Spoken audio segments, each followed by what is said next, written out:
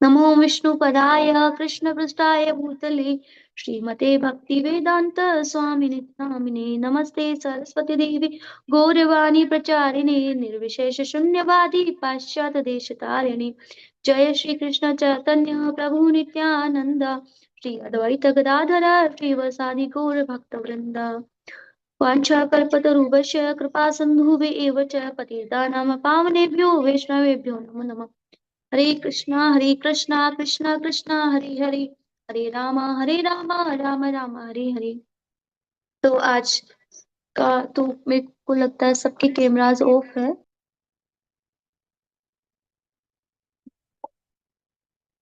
Okay, फिर से मैं रीड करती हूँ उसको।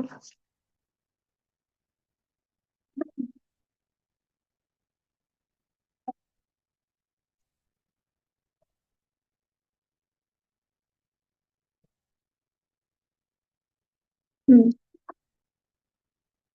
मुमुक्षवो घोररूपान् हित्वा भूतपतिं तथा नारायण कलाशान्ता भजन्ति हनुसूयवा।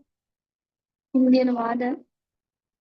मोक्ष के प्रति गंभीर मनुष्य निश्चयी रूप से द्वेष रहित होते हैं और सबका सम्मान करते हैं, किंतु फिर भी वे देवताओं के घोर व भयानक रूपों की ओर अस्वीकार करके केवल भगवान विष्णु तथा उनके स्वांशों के कल्याणकारी रूपों की ही पूजा करते हैं। तो इसमें तात्पर्य, एक सेकेंड।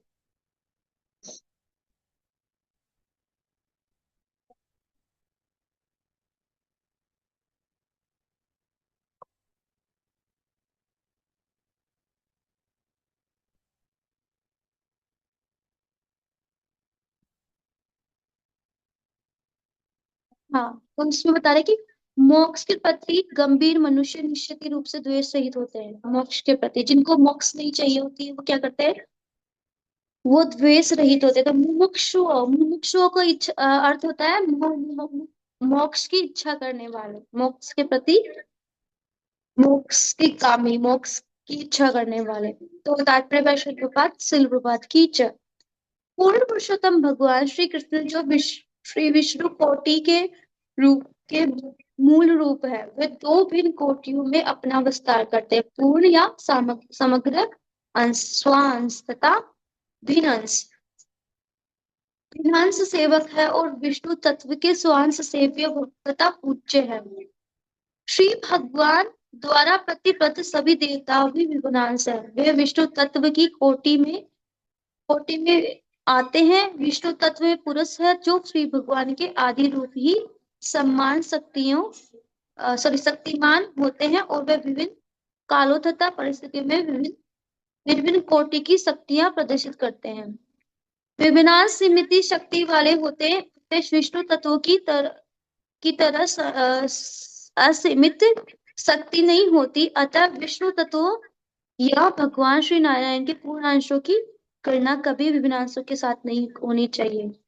यदि कोई ऐसा करता है तो वह पाषंडी अथवा पाखंडी होने का अपराध करता है। इस कलयुग में अनेक अल्पज्ञ व्यक्ति ऐसा अवैध अपराध करते हैं और दोनों कोटियों को सम्मान बताते हैं। वे भिन्न अंश अवधि और वे वे विभिन्न अंश अपनी भौतिक शक्तियों के अनुसार विभिन्न पदों पर आसीन है तथा काल भैरव, शमशान भैरव, शनि, महाकाली तथा चंडी का इन देवताओं की पूजा में ही मनुष्य करते हैं।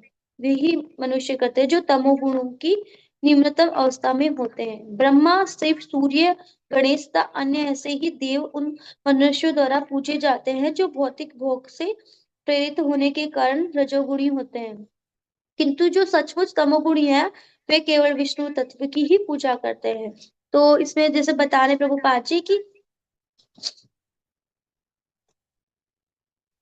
जो श्री कहा था कि तो तीन गुणों के बारे में पढ़ा था कि जो क्या क्या हमारी भक्ति में हमें आगे बढ़ाते, कौन सा गुण कहाँ तक हमें लेकर जाता। तो हम सत्व गुण की बात कर रहे थे, है ना, कि हमें अगर सत्व गुण में रहेंगे तो हम विशुद्ध सत्व गुण तक पहुंच पाएंगे, है ना, भक्ति कर पाएंगे। तो इसमें प्रभुपाद जी तात्पर्य में यही बता रहे हैं भगवान श्री भगवान द्वारा शक्ति प्रदत्त सभी देवताओं भी विभिन्नांश है, विष्णु तत्व की कोटि में नहीं आते। तो जितने भी देवी देवताएं हैं वो विष्णु की कोटि में नहीं आते, यानी विष्णु के उसमें नहीं आते कि हम कहें कि देवी देवता अलग होते हैं और भगवान अलग होते हैं। लेकिन जो मूर्ख व्यक्ति होते हैं, प्रभुपाद जी यहाँ पे कह रहे हैं कि ये विभिन्न अंश अपनी अपनी भौतिक शक्तियों के अनुसार विभिन्न पदों पर आसीन है, तथा काल भैरव, शमशान भैरव, शनि, महाकाल तथा चंडिका इन देवताओं की पूजा ही मनुष्य करते हैं जो तमोगुण में स्थित रहते हैं। तो क्या करते हैं, जो तमोगुण में स्थित रहेंगे वो क्या करेंगे, इनकी काल चंडिका, काली माता, भैरव जी, इनकी पूजा करेंगे, वो तमोगुण में स्थित रहेंगे। और जो रजोगुण में स्थित रहेंगे वो करेंगे ब्रह्मा जी की, है ना, इंद्र की, इनकी। और जो सत्व गुण में रहेंगे वो करेंगे भगवान विष्णु की पूजा करेंगे। तो यहाँ पे बताया कि जो विष्णु तत्व का भगवान नारायण ने पूर्व अंशों की गणना कभी विनाशों के साथ नहीं करना चाहिए। यदि ऐसा कोई करता है, यानी कि जो भगवान के जो अवतार है, भगवान जो विष्णु है या उनके भगवान कृष्ण के सभी अवतार, अगर उनको कोई देवी देवताओं की कैटेगरी में डालता है ना, देवी देवताओं की, वो उनको देवी देवता समझकर पूजा करता है, तो वो एक तरह से पाखंडी होते हैं। और क्या करते हैं, वो कलयुग में इस कलयुग में अनेक अल्पज्ञ व्यक्ति ऐसा अवैध अपराध करते हैं जो दोनों कोटियों को समान बताते हैं। तो वो क्या करते हैं, अवैध अपराध के रूप में कर रहे हैं वो अल्पज्ञानी व्यक्ति, जिनको थोड़ा बहुत ज्ञान। सुयोग्य ब्राह्मण सालग्राम शिला द्वारा निरूपित विष्णु तत्वों की पूजा करते हैं, और क्षत्रिय तथा वैश्य जैसे कुछ उच्च स्तर के वर्ण के मनुष्य सामान्यतः विष्णु तत्वों की पूजा करते हैं। तो कुछ लोग होते हैं जो विष्णु तत्व की पूजा करते हैं, वो शालिग्राम शिला की पूजा करते हैं। और कुछ क्या करते हैं, जैसे भगवान जो क्षेत्रीय होते हैं, वैश्य, उनमें से कुछ उच्च स्तर के होते हैं, वो क्या करते हैं, वो विष्णु तत्व की पूजा करते हैं। जैसे राम जी की पूजा होती है मोस्टली, वो तो सभी करते हैं दिवाली पे, है ना। सतोगुणी योग्यतम ब्राह्मण कभी भी अन्य व्यक्तियों की पूजा विधि से ईर्ष्या नहीं करता। वे अन्य देवताओं का पूर्ण आदर करते हैं। यानी कि अब कहें कि ये भी तो कहते हैं ना कि जो ब्रह्मा जी है, शिव जी है, काली माता है, चंडिका है, भैरव, ये भी तो भगवान के विनाश हैं। आप उनकी पूजा क्यों करते हो? तो हम प्रभुपाद जी कहते हैं कि वो भगवान की महान शक्तियां हैं, ऐसा नहीं वो उनसे के प्रति हम ईर्ष्या रखें, वो महान शक्तियां भगवान की। लेकिन हमें उनका क्या करना चाहिए, हमें क्या करना चाहिए उनका, हमें उनका आदर करना चाहिए, रिस्पेक्ट करनी चाहिए। लेकिन हमारा इंटरेस्ट नहीं होगा ना उनमें, तो हम जब इंटरेस्ट ही नहीं होगा तो हम कैसे उनकी पूजा करेंगे, उनकी। तो हमारा इंटरेस्ट उच्चतम है, यानी कि सतोगुण में है, हम कृष्ण की भक्ति में हमारा मन लगेगा, तो हम कृष्ण की भक्ति करेंगे। आगे इसमें प्रभुपाद जी बता रहे हैं, किंतु इतने यहाँ पे, यद्यपि काल भैरव या महाकाल सदैव देवताओं का रूप अत्यंत अत्यंत भयानक है, वे यह अच्छी प्रकार जानते हैं कि परमेश्वर के सभी भयानक लक्षण विभिन्न परिस्थितियों में उनके विभिन्न सेवकों के रूप में है। किंतु इतने पर भी वे देवताओं की भयानक तथा आकर्षण दोनों ही रूपों को त्याग कर केवल विष्णु रूप पर ध्यान केंद्रित करते हैं, क्योंकि वे भौतिक जगत में मोक्ष पाने की उत्कंठ इच्छा रखते हैं। यानी कि भौतिक जगत में क्या करते हैं, उनको मोक्ष चाहिए, तो मोक्ष की इच्छा से ही वो सारे ये सब करते हैं। सभी देवता, यहाँ तक कि देवों में श्रेष्ठ ब्रह्मा तक किसी को मोक्ष नहीं दिला सकते। यानी कि अब ये सब देवी देवता क्या है, किसी को भी मोक्ष नहीं दिला सकते कि आप इनकी पूजा करोगे तो आपको मोक्ष मिलेगा।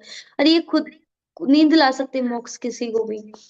हिरण्यकश्यपु ने अमर होने हेतु कठोर तपस्या की थी, किंतु उसके पूज्य देव ब्रह्मा उसे वैसा वर देकर प्रसन्न नहीं कर सके।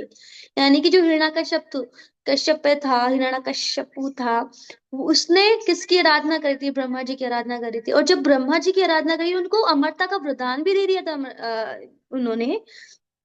लेकिन क्या हुआ, उनको प्रसन्न नहीं कर पाए, वो वरदान तो कहीं का कहीं रह गया, क्योंकि विष्णु ने फिर क्या करा, उन्होंने विष्णु के सामने तो किसी का भी वरदान नहीं टिकता। विष्णु हर कड़ी का तोड़ है, विष्णु भगवान, वो हर तरह से, जैसे मोहिनी रूप धारण करके कैसे उन्होंने अमृत और विष दोनों को, अमृत को बचाया था, राक्षसों को पीने नहीं दिया था। तो भगवान जो विष्णु है वो इस तरह से करते हैं, वो मतलब सर्वश्रेष्ठ, सबसे श्रेष्ठ है वो, मतलब।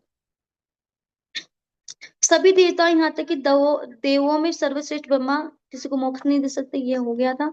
किंतु उसके पूज्य देव ब्रह्मा उसे वैसा ही वर देकर प्रसन्न नहीं कर सके, इसलिए भगवान विष्णु के अतिरिक्त अन्य कोई मुक्ति मुक्तिपात या मुक्ति के प्रदाता भगवान नहीं कहलाते। सारे देवताओं भी भौतिक सृष्टि के अन्य जीवों की तरह ही भौतिक सृष्टि से के संहार के समय नष्ट हो जाते हैं। जब वे स्वयं मुक्ति नहीं पाते सकते तो वो फिर अपने भक्तों को वह किस प्रकार मुक्ति दिला सकते हैं। यानी कि जब कौन मुक्ति नहीं पा सकता, ये सभी देवी देवताएं ही मुक्ति नहीं पा सकते, तो वो अन्य को कैसे मुक्ति दिलाएंगे। तो फिर अपने भक्तों को किस प्रकार मुक्ति दिला सकते हैं। ये देवी देवता अपनी पूजा कराने वाले को कुछ क्षणिक लाभ ही प्रदान कर सकते हैं, परम लाभ नहीं। तो कुछ क्षणिक लाभ भी दे सकते हैं देवी देवता, परम लाभ नहीं दे सकते। यही कारण है कि मुमुक्षु जन देवताओं की पूजा का परित्याग करते हैं, यद्यपि वे उनमें से किसी के प्रति असम्मान नहीं दिखलाते।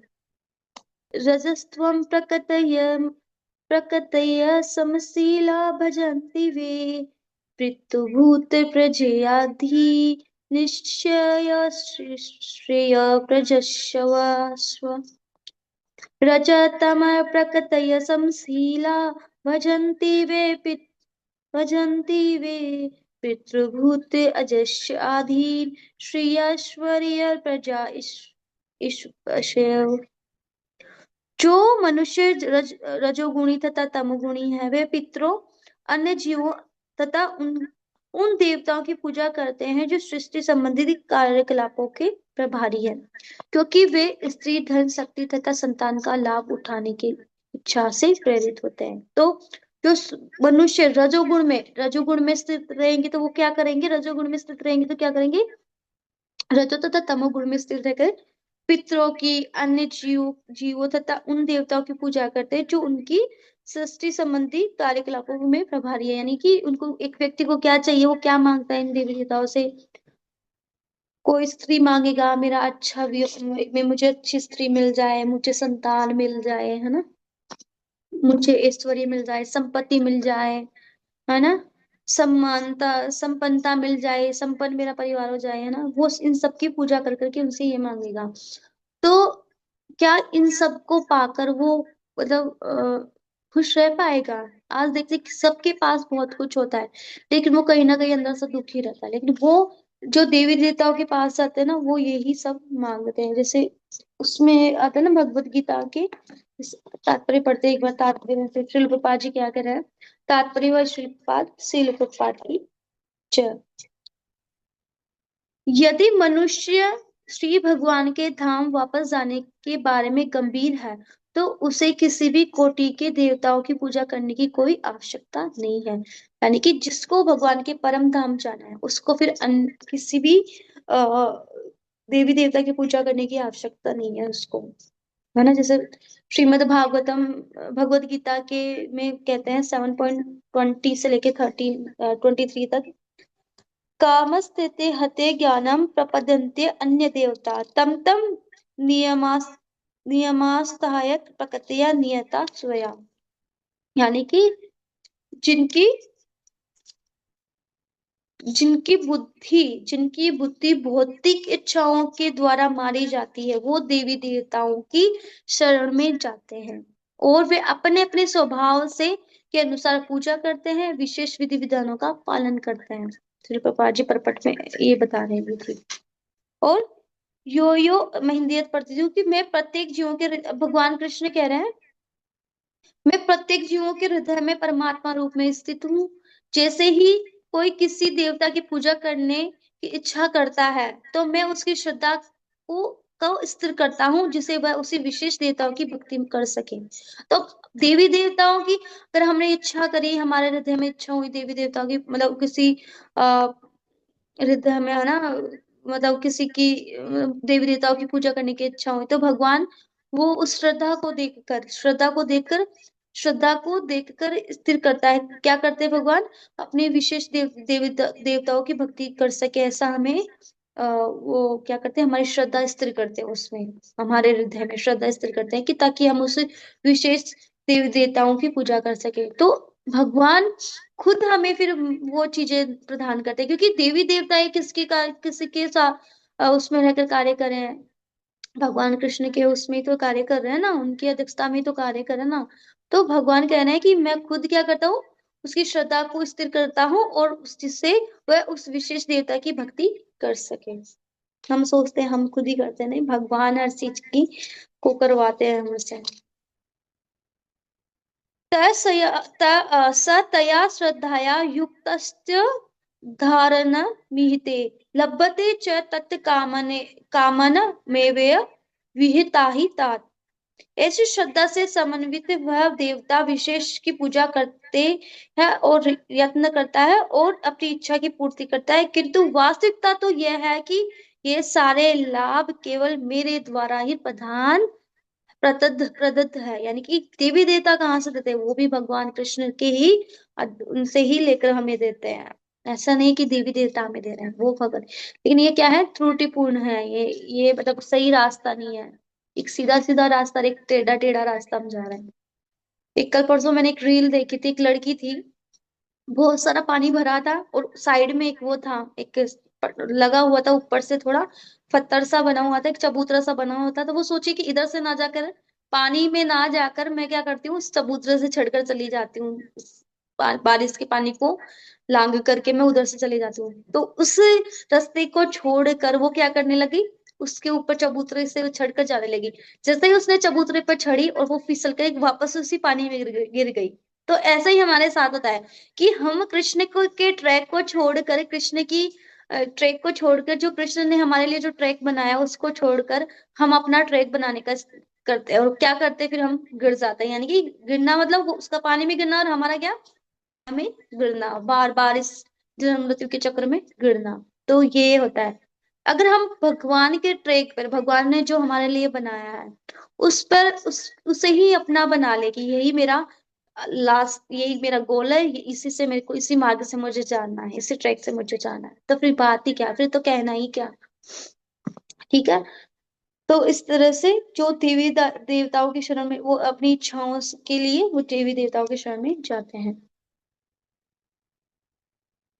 तो ऐसा स्पष्ट कहा है कि जो मनुष्य भौतिक भोगों के पीछे पागल रहते हैं, वे अपने क्षणिक लाभ के लिए विभिन्न देवताओं के पास जाते हैं। यानी कि भौतिक भोगों के पीछे पागल होते हैं, जिनको भौतिक भोग करने होते हैं ना, वो क्या करते हैं, देवी देवताओं की शरण में जाते हैं, उनसे इच्छाओं की मांग करते हैं, अपनी इच्छाएं पूरी करवाते हैं।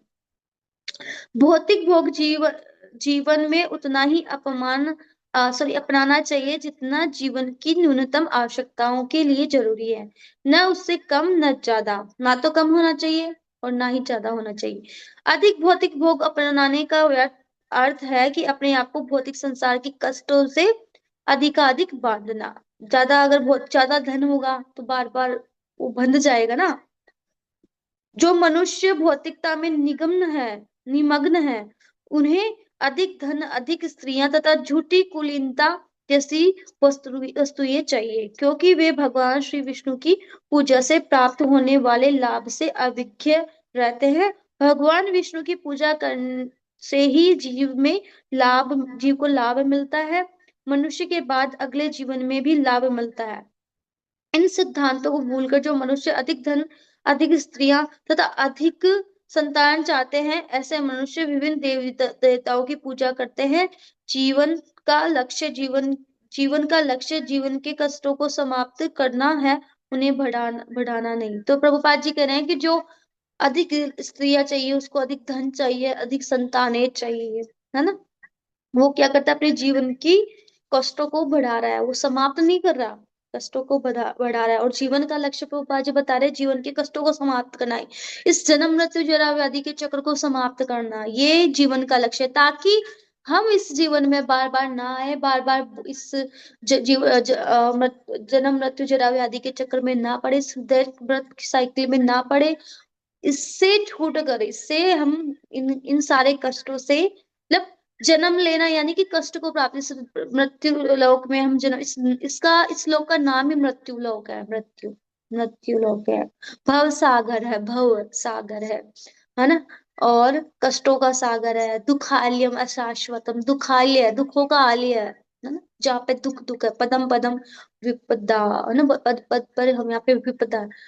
उसमें बार बार हम रखते हैं कामना, इच्छा रखते हैं कि स्त्री की, भोग की, संपत्ति की, ऐश्वर्य की, बार बार जब जितना धन होगा, जितनी आसक्ति होगी, उतना ही बार बार वो इस भौतिक जगत में आता रहेगा। कष्ट भोग रहे हैं, क्यों आते हैं हम इस भौतिक जगत में? केवल और केवल कष्ट भोगने इस भौतिक जगत में आते हैं हम लोग।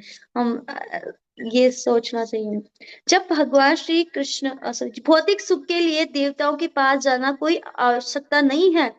ये देवता श्री भगवान के दास मात्र है, केवल दास मात्र है श्री भगवान के, देवी देवता। हम छोटे छोटे दास है, लेकिन देवता थोड़े बड़े बड़े दास है, लेकिन हम छोटे छोटे दास है और देवता बड़े बड़े दास, लेकिन है तो दास ही ना। फलतः ये जल वायु प्रकाश आदि के रूप में जीवन की आवश्यकताएं प्रदान करने हेतु बाध्य है। मनुष्य को चाहिए कि जिन्हें हेतु कठोर परिश्रम करे, इस परिश्रम के फल में श्री भगवान की पूजा करे, यही जीवन का लक्ष्य होना चाहिए। उससे ही श्री भगवान में श्रद्धा रखते हुए उचित ढंग से अपने वृत्ति परक धर्म का पालन करना चाहिए। इससे ही वह धीरे धीरे भगवान के धाम पहुंच जाएगी। यानी कि जितना उसको मिला है उतने में ही उसको संतुष्ट रहकर श्री भगवान की सेवा करना चाहिए। ज्यादा कठोर परिश्रम नहीं करना चाहिए, केवल भगवान में ही श्रद्धा रखकर, श्री भगवान में श्रद्धा रखकर उचित ढंग से अपने धर्म का पालन उसे करना चाहिए। जब भगवान श्री कृष्ण साक्षात ब्रज धाम में विद्यमान थे तो उन्हें इंद्र की पूजा बंद करा दी थी और ब्रजवासियों को सलाह दी थी कि वे अपने व्यवसाय कर्म द्वारा ईश्वर की पूजा करें और उन्हें श्रद्धा रखें, भौतिक लाभ के लिए नहीं। तो जब ब्रज में जब भगवान कृष्ण आए थे तो उस टाइम उन्होंने सभी क्या कर रहे थे इतने टाइम से, वहां के वासी, वृंदावन के वासी, गोकुल गांव के वासी, वो क्या कर रहे थे? ब्रजवासी इंद्र की पूजा कर रहे थे, इंद्र का यज्ञ कर रहे थे। लेकिन जब कृष्ण ने कहा कि इनकी करने की जरूरत नहीं है, वो तो उनको तो मैं खुद देता हूँ, भगवान खुद उनको वो शक्तियां देते हैं, तो उनको सलाह दी कि इंद्र की पूजा बंद कर दे, उनका यज्ञ करना बंद कर दे। ये एक तरह से क्या है? व्यवसाय है, कर्म है, दादा ईश्वर की पूजा करे और उसे श्रद्धा रखे, अपने व्यवसायिक कर्म द्वारा ईश्वर की पूजा करे और उसे श्रद्धा रखे, भौतिक लाभ के लिए नहीं। भौतिक लाभ के लिए बहुदेव पूजा धर्म की विकृति है।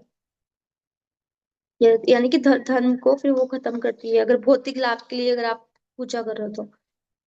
श्रीमद् भागवतम के प्रारंभ में ही इस प्रकार की धार्मिकता की निंदा केतव धर्म कहकर ही की गई है। संसार में मात्र एक ही धर्म है जिनका पालन कर एक को करना चाहिए, और वह है भगवान धर्म, भागवत धर्म, जो मात्र पूर्ण पुरुषोत्तम भगवान की पूजा सिखाता है, अन्य किसी की नहीं। तो इतने सारे पुराण है ना, वो सब क्या सिखाते हैं? देवी देवताओं की पूजा करना सिखाते हैं, उस माता की पूजा करना सिखाते हैं। लेकिन जो भगवत श्रीमद् भागवतम है वो प्रारंभ में क्या है? धार्मिकता की, इनको क्या बोला है? केतव धर्म बोला गया है, इन सबको केतव धर्म बोला उन्होंने। लेकिन जो संसार में एकमात्र हमें जो पालना करनी चाहिए वो श्रीमद् भागवतम है, उसकी पालना करेंगे तो भगवान धर्म जो मात्र पूर्ण पुरुषोत्तम भगवान की पूजा सिखाता है, हम उसी की पालना करनी चाहिए और किसी की पालना नहीं करनी चाहिए।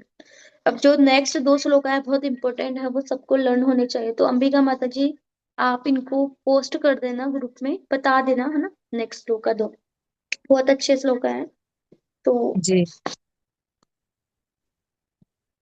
इसमें बता रहे वासुदेव परा, वासुदेव परा वेदा, वासुदेव परमखा, वासुदेव परा योगा, वासुदेव परा क्रिया, वासुदेव परम ज्ञानम, वासुदेव परम तप, वासुदेव परो धर्मो, वासुदेव पराम गति। यानी कि वासुदेव परा वेदा।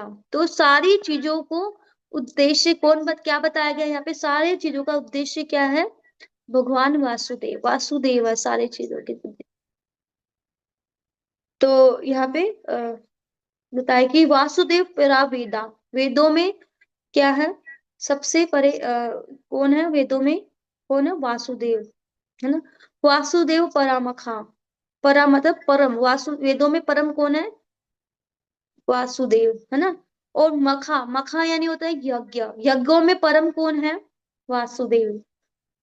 तो प्रामाणिक शास्त्रों में ज्ञान का परम उद्देश्य पूर्ण पुरुषोत्तम परमेश्वर श्री कृष्ण है। यज्ञ करने का उद्देश्य उन्हें ही प्रसन्न करना है। योग उन्हीं के साक्षात्कार के लिए है। समस्त सकाम कर्म अनंत उन्हीं के द्वारा पुरस्कृत है होते हैं, वे परम ज्ञान है। और समस्त कठिन तपस्याएं उन्हीं को जानने हेतु की जाती है। उनकी प्रेम पूर्णक सेवा करना ही धर्म है, वे ही जीवन के परम लक्ष्य हैं। तो यहाँ पे बताना है कि वासुदेव परा वेदा, सो तो परम वेद, वेदों में परम कौन है? वासुदेव। यज्ञ में परम कौन है? वासुदेव। योग में परम कौन है? वासुदेव। है ना। क्रिया में, क्रिया का मतलब होता है पूजा करना, है ना, पूजा, कर्म करना या पूजा, है ना। क्रिया में किसके लिए कर्म करे या कौन है पूजा के, किसके लिए करे? वासुदेव के लिए। ज्ञान में, ज्ञान जानने योग्य कौन है? ज्ञान, ज्ञान में परम कौन है? ज्ञान, वासुदेव। तपस्या किसके लिए करें? वासुदेव के लिए।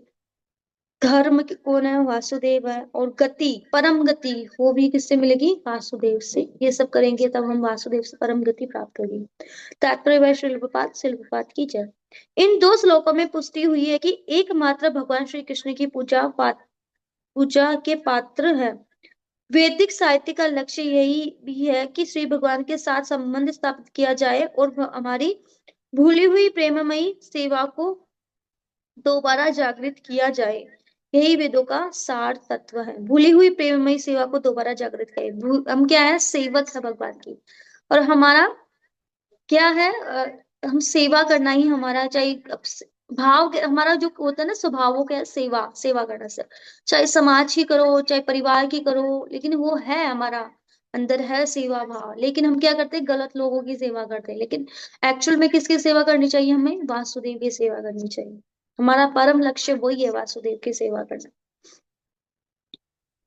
जो आगे से बताया, इसी सिद्धांत की पुष्टि श्री भगवान द्वारा श्रीमद् भगवत गीता में अपने शब्दों में इस प्रकार की गई कि वेदों का परम उद्देश्य केवल उन्हें जानना है। वेदों का परम उद्देश्य है उनको केवल जानना, भगवान कृष्ण को जानना। समस्त प्रामाणिक शास्त्र श्री भगवान द्वारा श्रील व्यासदेव के शरीर में अवतरित होकर भौतिक प्रकृति से बद्ध पतित आत्माओं को भगवान श्री कृष्ण का स्मरण कराने हेतु निमित्त किए गए हैं। कोई भी देवता भौतिक बंधन से मुक्ति नहीं दिला सकता। भौतिक बंधन से हम सोचे कि ये देवता दिला देगा, भौतिक बंधन से हमें कोई मुक्ति नहीं दिला सकता। केवल और केवल भगवान ही हमें भौतिक भवबंधन से हमें मुक्ति दिला सकते हैं। इनके अलावा कोई हमें मुक्ति नहीं दिला सकता। यही समस्त वैदिक ग्रंथों का निर्णय है। निर्विशेषवादी जिन्हें श्री भगवान का बिल्कुल भी ज्ञान नहीं होता, निर्विशेषवादी को बिल्कुल भी ज्ञान नहीं, श्री भगवान की सर्वशक्तिमता में कमी निकालते हैं और वे उन्हें ही अन्य समस्त साधारण जीवों के समान समझते हैं। इसी कारण वे निर्विशेषवादियों की बड़ी ही कठिनाइयों से भौतिक बंधन से मुक्ति मिल पाती है। उनको तो मुक्ति मिलना बहुत कठिन है, जो निर्विशेषवादी है, बहुत कठिन है उनको मुक्ति मिलना। भौतिक बंधन से वो मुक्त हो ही नहीं पाते हैं। बहुत उनको बहुत करना पड़ेगा तब जाके उनको मिलेगा, जब वो कई जन्मों के बाद, वे अनेक जन्मों तक दिव्य ज्ञान का अनुशीलन करने के बाद ही उनकी शरण में जा सकते हैं। यहाँ पे देखो श्री प्रभुपाद जी कह रहे हैं कि उनको कई कई जन्म लग जाएंगे, पता नहीं करोड़ों करोड़ों जन्म लग जाएंगे, तब जाके अगर वो अनुशील कर पाएंगे ना भगवान की भक्ति का, ज्ञान का, इस दिव्य ज्ञान का, तब जाके उनको भक्ति प्राप्त होगी, तब जाके वो भगवान की शरण में जाएंगे। शरण में जाने के बाद में भी पता नहीं कितना साल लग जाए, हमें भी पता नहीं। आज हम शरण में तो आ गए, लेकिन क्या पूर्ण रूप से हम भगवान के प्रति समर्पण है? हमारे अंदर तो शरणागति ही नहीं है, तो कैसे हम भगवान तक पहुंच पाएंगे इसी जन्म में? तो पता नहीं कितने जन्म हमें भी लगेंगे भी। कोई यह तर्क कर सकता है कि वैदिक कर्म याज्ञिक अनुष्ठानों पर आधारित है। यह सच है, किंतु ऐसे सारे यज्ञ श्री वासुदेव के विषय में सत्य की अनुभूति के लिए भी होते हैं। श्री भगवान वासुदेव का एक अन्य नाम है यज्ञ। तो देखते हैं कि वेदों का जो है तो वेदों का निष्कर्ष क्या है? वासुदेव, है ना। और वासुदेव से क्या आते हैं? और जो वेद है वो 70% जो वेद है उसमें मखा यज्ञ के बारे में बताया गया है, और बाकी जो 25% है उसमें बताया गया है मोक्ष या मतलब योग के बारे में। 25% तो यज्ञ के बारे में बताया गया है। तो यज्ञ का लक्ष्य कौन है? विष्णु। यज्ञ का लक्ष्य कौन है? विष्णु। पुराणों में पूजा जो बताई है ना, हजारों पूजा बताई गई है, हजारों हजारों पूजा बताई गई है, देवी देवताओं की पूजा बताई है, लेकिन वासुदेव की जो पूजा सर्वश्रेष्ठ है, जो श्रीमद् भागवतम में बताई है। क्रिया का मतलब होता है वासुदेव की ही पूजा। आप हर किसी की पूजा कर सकते हैं, लेकिन भगवान कृष्ण की ही पूजा हमें, भक्ति ही हमें बताई गई।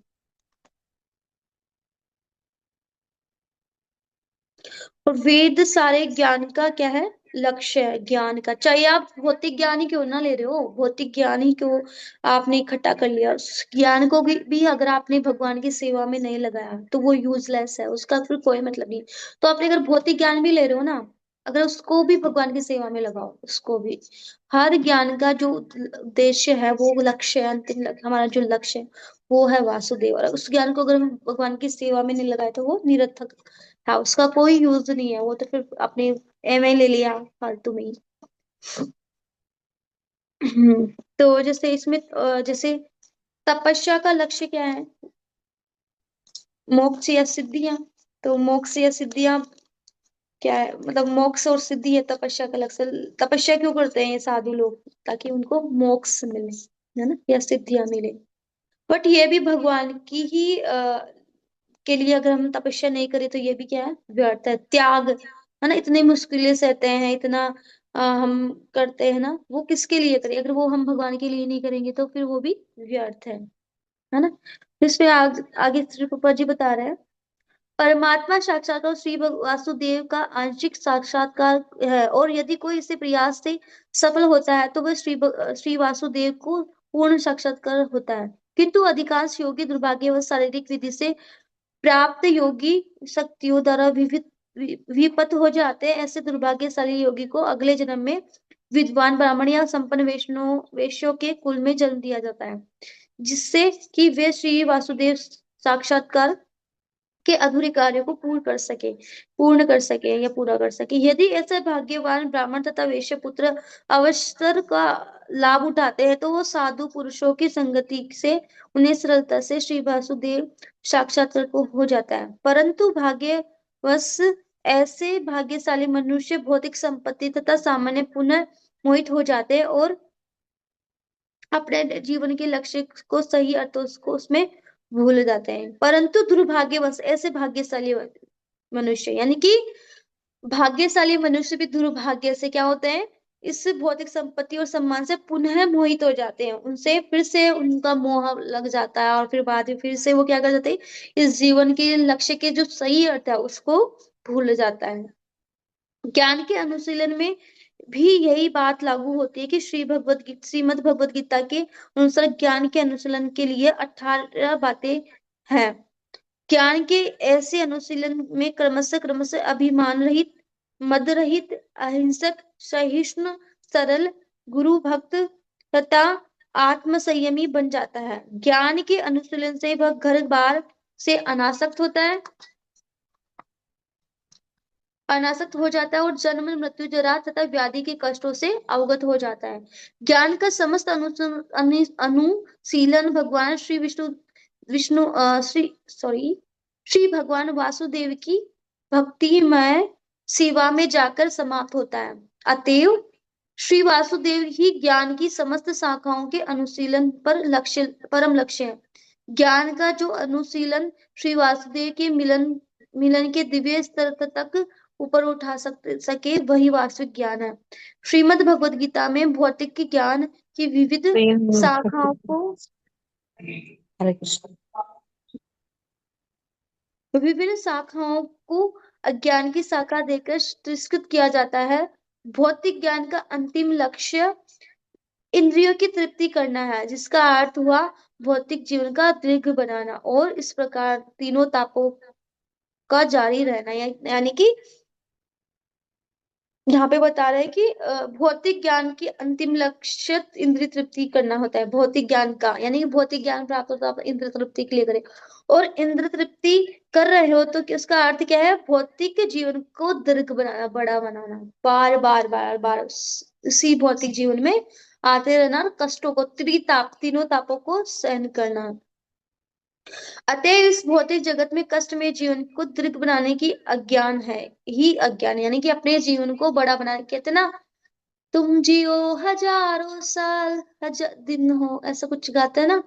तो बेचारे को वो पहले ही इस दुखालय में पड़ा है, फिर तुम उसको प्रे करके उसको, उसके लिए भगवान से प्रार्थना करते हो कि तुम जियो हजारों साल, यही है आरजू, ऐसे कुछ गाते हैं ना बर्थडे पे। तो उसका जीवन पहले ही बेचारा वो फंसा पड़ा है, तीनों तापों में वो झेल रहा है, और उसको अब प्रार्थना करके फिर से उसका जीवन बड़ा बना रहे हो। तो एक्चुअल में देखा जाए तो वो शुभकामनाएं नहीं है, उसको बर्थडे पे जो शुभकामनाएं नहीं दी जा रही, उसको बेचारे को दुर्भाग्यता का, मतलब क्या बोलते हैं उसको, अ, क्या दे रहे, श्राप दे रहे, श्राप कि तुम और जियो। तो ये कष्ट में सॉरी इसमें था, इस तरह भौतिक जगत में कष्ट में जीवन को दीर्घ बनाना ही अज्ञान है। किंतु यदि यही भौतिक ज्ञान आध्यात्मिक ज्ञान की दिशा में अग्रसर हो तो वह कष्ट में भौतिक अस्तित्व का अंत करने में सहायक हो जाता है, और श्री वासुदेव की धरातल पर उसके आध्यात्मिक जीवन का शुभारंभ होता है। यदि बात समस्त तपस्याओं पर लागू होती है तो तपस्या का अर्थ है कि किसी उच्चतर जीवन उद्देश्य के लिए स्वेच्छा से सारे कष्टों को सहना। रावण हिरण्यकश्यप इंद्रतृप्ति को उद्देश्य बनाकर नाना प्रकार के दारुण शरीर कष्ट झेले थे। कभी कभी आधुनिक राजनेता भी अपना राजनीतिक काम साधने हेतु कठिन तपस्या ही करते थे। यह वास्तव में तपस्या नहीं है, मनुष्य को चाहिए कि श्री वासुदेव को जानने हेतु ही स्वेच्छा से ही शारीरिक असुविधाएं स्वीकार करे, क्योंकि वास्तविक तपस्या ही यही विधि है, अन्यथा अन्य समस्त तपस्याएं रजोगुणी तमोगुणी मानी चाहिए। तो तपस्या का मेन अर्थ है यहाँ पे, तपस्या का अर्थ होता है कि केवल और केवल भगवान के लिए, वो शारीरिक कष्ट से भगवान के लिए ही सारे करे। अब देखते हैं, रावण भी तपस्या कर रहा था, लेकिन उसकी क्या इच्छा थी? भौतिक इच्छा थी, उसकी कामनाएं थी। हिरण्यकश्यप था, उसको क्या करना था? विष्णु को हराना था, विष्णु को मारना था, वो उसकी तपस्या थी, है ना।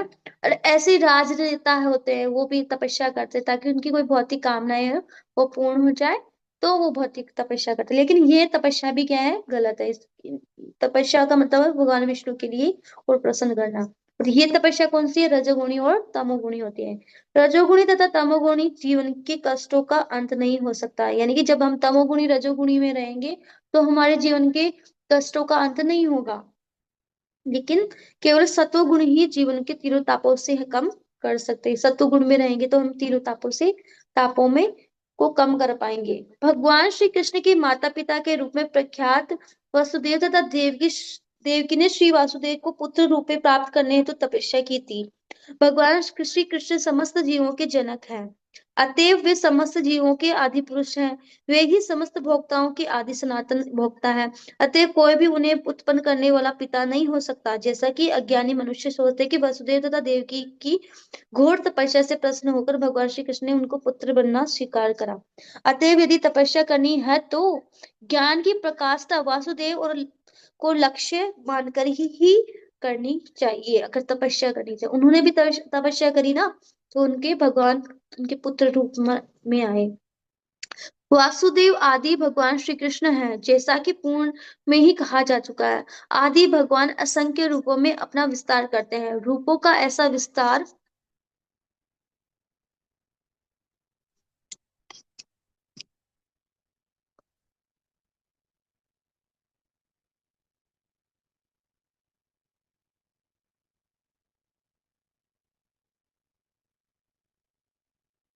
रूपों का ऐसा विस्तार, हम्म, उनकी विविध शक्तियों द्वारा संभव हो पाता है। उनकी शक्तियों भी अनेकानेक गुणात्म में उनकी अंतरंगी शक्तियां श्रेष्ठ होती है और बहिरंगा शक्ति निकृष्ट होती है। श्रीमद् भगवद गीता में इन्हें क्रमशः परा तथा अपरा प्रकृति कहा गया है। अतएव अंतरंगा शक्ति द्वारा विविध रूपों में होने वाला उनका विस्तार श्रेष्ठ होता है और बहिरंगा शक्तियों द्वारा होने वाला विस्तार निकृष्ट होता है। जीवात्मा भी उन्हीं के विस्तार अंश है ना। जो जीवात्मा उनकी अंतरंगी शक्ति में विस्तार से अद्भुत होते हैं, नियुक्त होते हैं, और जो भौतिक शक्तियों के अद्भुत होते हैं, वो नित्य बद्ध होते हैं। अतएव ज्ञान त्याग तथा कर्म का समस्त अनुशीलन हम पर पड़ने वाला प्रभाव की परिवर्तन करने हेतु किया जाना चाहिए। इस समय एक हम सभी श्री भगवान की बहिरंगा शक्ति के द्वारा नियंत्रित हो रहे हैं।